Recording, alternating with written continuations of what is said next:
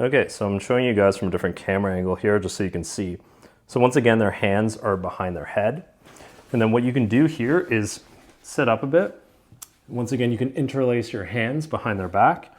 And then with this one, you can do some nice mobilizations to the spine and the back with your knees, just creating a little bit of an anchor to help pull them back and create the mobilization. As you can see, I'm moving my knees down one segment at a time until I get to the low back and the SI joints.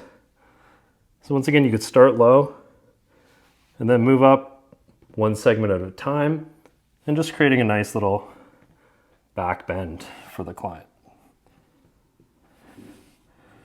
Then from here, what you can do is take the client's arms, allow them to relax for a second. And then what you can do is sit a little bit back on the table, take their arms behind their backs like this. And then what you're gonna do is take your foot, your heel, and you're gonna provide a little bit of a mobilization to their spine. So I've grabbed her arms and then I press in with my foot as I move the arms back, creating a little mobilization in the spine.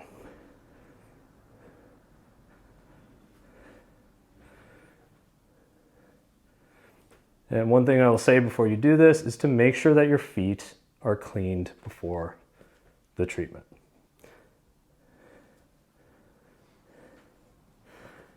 Okay, so once we've done those mobilizations up the spine, you can bring them back to neutral.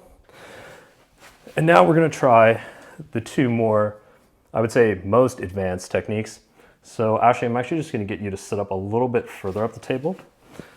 So here we're going to do two variations of back bends. So for this one, what I'm going to do is actually lift Ashley's arms over her head. And then what I'm going to do is I'm going to place the balls of my feet kind of in her lower back.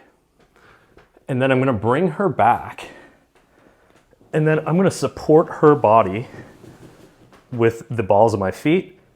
And then I'm just going to do a nice little massage as I'm pulling her arms back. So you can use this as a traction to the lower back, or just create a little bit of movement as you're stretching through the front of her body. Her head is resting on the tops of my knees, just on my quads, so it's comfortable for me. And luckily, she was pretty easy to get into this technique. This is one that you really have to instruct your clients through.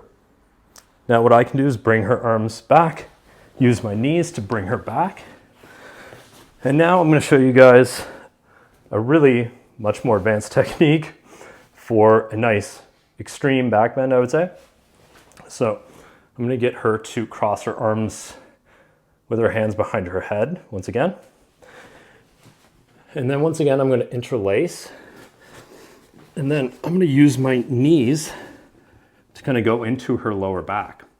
Now what we're going to do here is I'm going to bring her back and my knees are going to support her body into the stretch. So I'm going to get her to kind of lift up and then come back slowly. And then she can rest her head on me.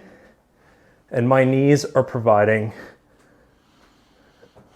a stretch for her clearly in her front body. So this is pretty extreme and it's a little more advanced, but it feels fantastic. It can be a little bit much, but just so you guys, if you want to practice and do something a little more advanced, you can do this. So you're supporting them with your knees and then you can tell the client, okay, Ashley, I'm just going to slowly bring my legs down. And then you can sit up and bring the client back up.